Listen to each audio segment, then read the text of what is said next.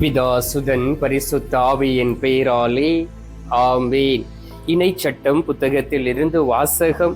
அதிகாரம் 28, இறை வார்த்தை 1. உன் கடவுளாகிய ஆண்டவரின் குரலுக்கு செவிகொடு. நான் இன்று உனக்கு விதிக்கும் அவருடைய கட்டளைகள் அனைத்தையும் கடைபிடிப்பதில் கருத்தாயிரு. அப்போது உலகில் உள்ள மக்களினங்கள் அனைத்திற்கும் மேலாக உன் கடவுளாகிய ஆண்டவர் உன்னை உயர்த்துவார். ஆண்டவரின் அருள்வாக்கு. இறைவா உமக்கு நன்றி. கிறிஸ்துவுக்குள் பிரியமான என் அன்பு சகோதர சகோதரிகளே, நம் ஆண்டவராகிய இயேசு கிறிஸ்துனுடைய திருப்பெயரினால் உங்களையும் உங்களை சார்ந்து இருக்கிறவர்களையும் ஆசீர்வதிக்கின்றேன். நீங்கள் ஆசி பெற்ற பிள்ளைகளாக வாழவும் ஒவ்வொரு நாளும் ஆண்டோடைய சமூகத்தில் அமர்ந்து அவரிடம் ஆலோசனை கேட்டு அவருடைய விருப்பத்தின்படி நடக்கக்கூடியவர்களாக உங்களை மாற்றிக்கொள்ளும்படியாக ஆண்டவர் இந்த நாளிலே உங்களை அழைக்கின்றார். ஏனென்றால் நாம் நம்மை மாற்றிக்கொள்வது மிகவும் கடினம். ஆனால் ஆண்டவராகிய இயேசு கிறிஸ்துவோடு நாம் இருக்கும் பொழுது நாம் நம்மை மாற்றிக்கொள்ள முடியும். அப்பொழுதுதான் அவர் நம்மை மேன்மையாக வைக்க முடியும். ஒருவேளை நீங்கள் தவறு செய்து ஆண்டவருடைய மேன்மையில் இருந்து நீங்கள் இந்த நாளிலே வீழ்ந்து போய் இருக்கலாம். ஆண்டவருடைய ஆசீர்வாதத்தை பெற்றுக்கொள்ள முடியாதபடி உங்களுடைய உள் உணர்வு உங்களை காயப்படுத்தி குற்றப்படுத்தி கொண்டு இருக்கலாம். நான் உங்களிடம் கேட்கக்கூடிய ஒரே ஒரு கேள்வி, நீங்கள் பாவ சங்கீர்த்தனம் செய்து எவ்வளவு நாட்கள் எவ்வளவு வருடங்கள் ஆகிவிட்டன? பிரியமானவர்களே, நீங்கள் குருக்களை பார்க்க வேண்டாம். நீங்கள் எப்படிப்பட்ட குருக்களாக இருந்தாலும் அவர்களிடம் போய் நல்லதொரு பாவ சங்கீர்த்தனம் செய்யுங்கள். அவர்கள் தவறு செய்திருந்தால் அவர்கள் கடவுளுக்கு கணக்கு கொடுக்க வேண்டும். ஆனால் நீங்கள் இந்த உலகத்தில் வாழும் பொழுது உங்களுடைய ஆத்துமாவை பாதுகாத்துக் கொள்ள வேண்டும். அப்பொழுதுதான் இந்த உலக வாழ்க்கையிலும் ஆண்டவர் உங்களை உயர்த்துவார். இன்னொரு வாழ்க்கை ஆண்டவர் நமக்கு வைத்திருக்கின்றார். அதுதான் நம்முடைய விசுவாசமும் நம்பிக்கையும். அந்த வாழ்க்கைக்கு நாம் செல்லும் பொழுது மரித்த பிறகும் ஆண்டவர் உங்களை அழைத்து கொண்டு அந்த மேன்மையாக அவர் வைப்பார். அன்பார்ந்தவர்களே, சிலரை மனிதர்கள் மேன்மைப்படுத்துகிறார்கள், சிலரை சாத்தான் மேன்மைப்படுத்துகிறான். ஆனால் ஆண்டவரோ நமது சார்பாக நின்று நம்மை மேன்மைப்படுத்தி உயர்த்துகின்றார். அதுதான் உண்மையான நிலையான ஒரு மேன்மையாக இருக்கின்றது. வாசித்து பாருங்கள்.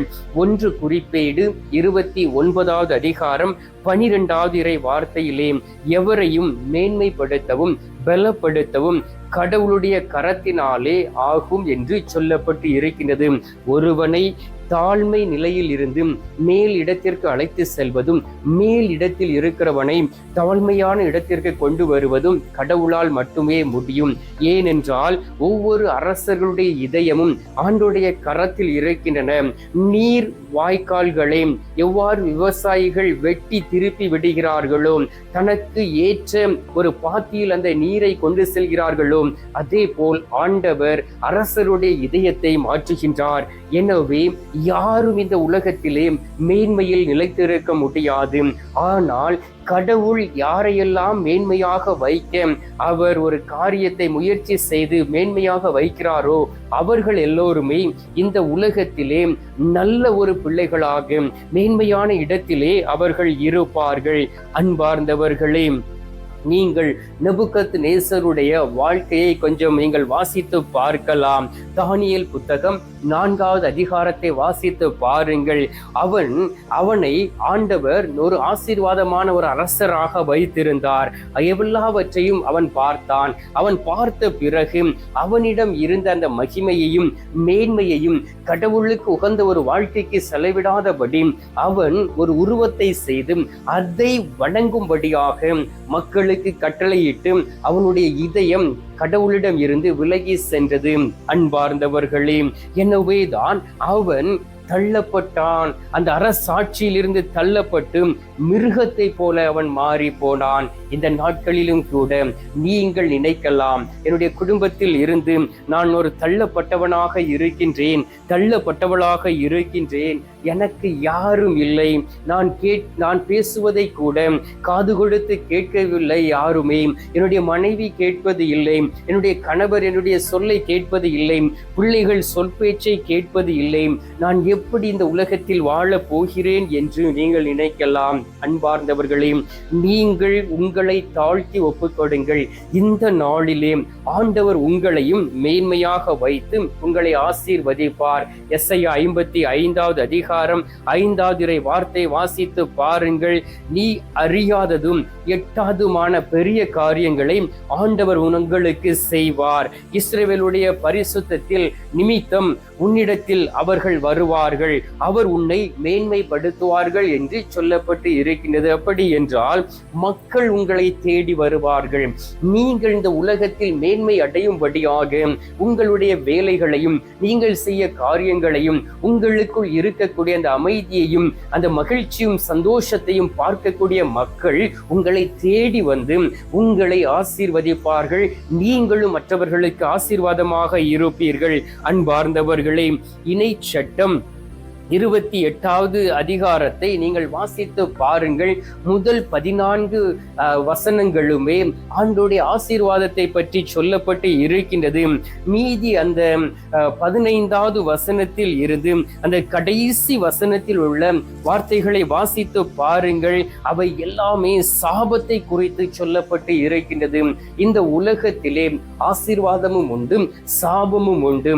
யாரெல்லாம் கடவுளுக்கு உகந்த ஒரு வாழ்க்கை வாழ்ந்து கடவுள் என்னை ஆசீர்வதித்திருக்கின்றார், கடவுள் என்னை மேன்மையாக வைத்திருக்கின்றார், என் இயேசுனுடைய இதயத்திற்கு ஏற்ற ஒரு மகனாக வாழ்வேன் என்று சொல்லி வாழ்வதற்கு தன்னை அர்ப்பணித்துக் கொள்கிறார்களோ அவர்கள் எல்லோரையுமே ஆண்டவர் மேன்மையாக வைக்கின்றார், அவர்களை ஆண்டவர் ஆசீர்வதிக்கின்றார். பாருங்கள், ஒரு வசனத்தை உங்களுக்காக நான் வாசித்து இந்த நாளிலே நான் உங்களுக்காக ஜெபிக்கின்றேன். இணை சட்டம் 28வது அதிகாரம் 10வது வார்த்தையில் சொல்லப்பட்டு இருக்கின்றது. அப்போது பூ உலகில் மக்களினத்தார் அனைவரும் ஆண்டவர் தன் பெயரை உனக்கு வழங்கி இருக்கிறார் என கண்டு உனக்கு அஞ்சுவார்கள். உனக்கு கொடுப்பதாக தன் மூதாதையருக்கு ஆண்டவர் கட்டளையிட்ட எல்லாவற்றையும் நீ பெற்றுக்கொள்வாய். அல்லேலூயா.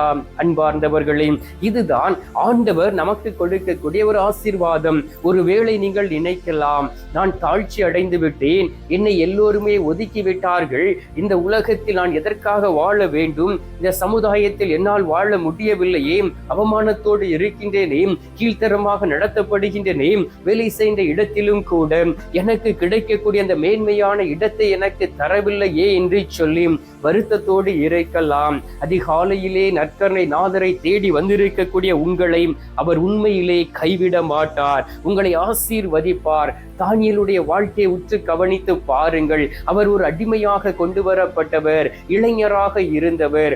ஆனால் அந்த அடிமைத்தனத்திலும் கூட கடவுளுக்கு அவர் முன்னுரிமை கொடுத்தார். தன்னுடைய ஜெப வாழ்க்கையை விடவில்லை.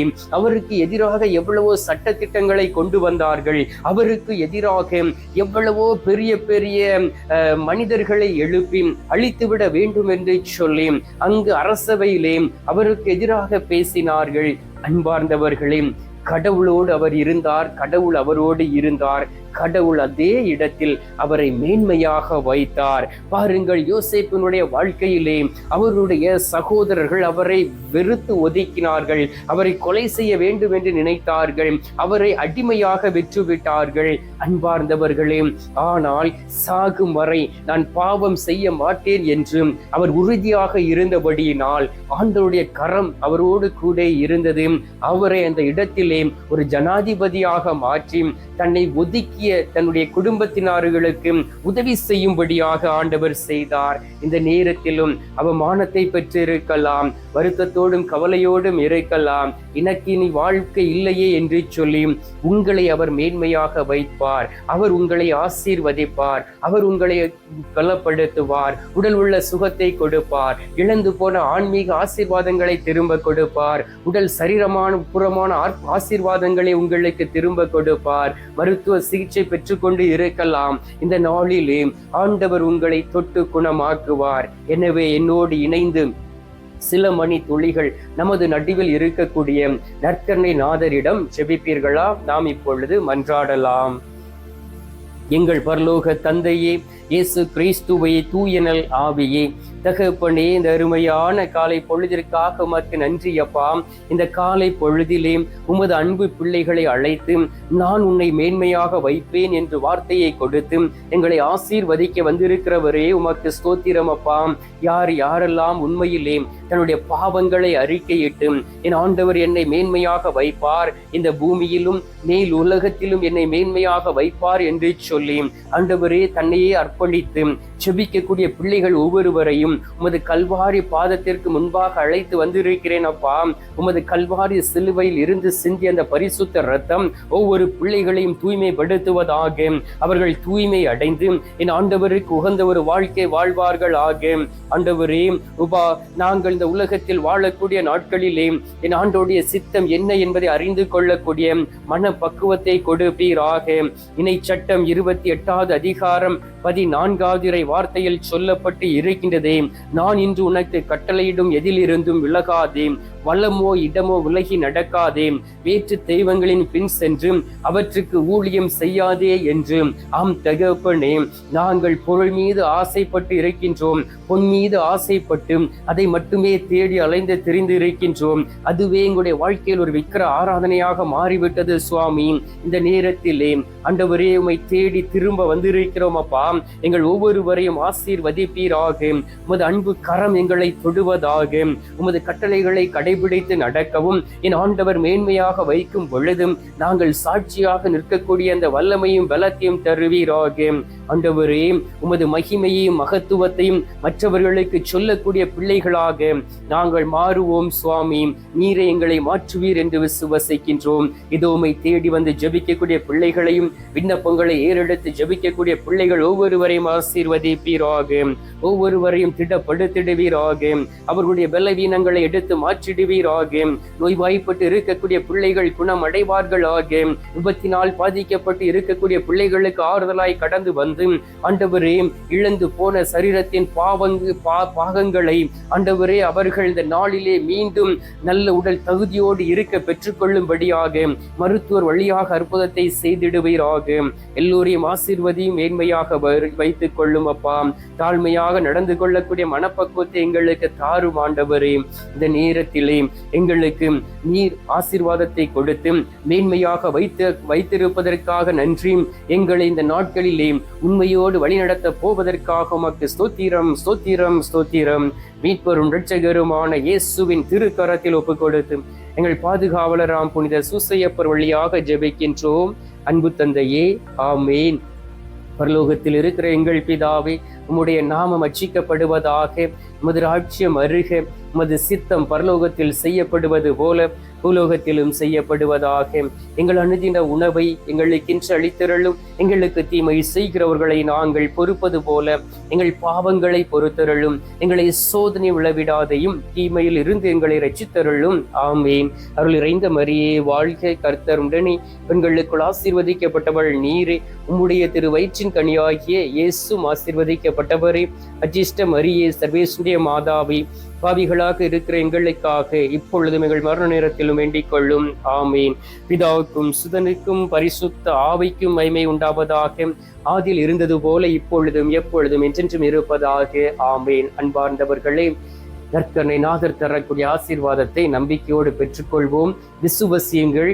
கடவுள் உங்களை மேன்மைப்படுத்துவார், மேன்மையாக வைப்பார்.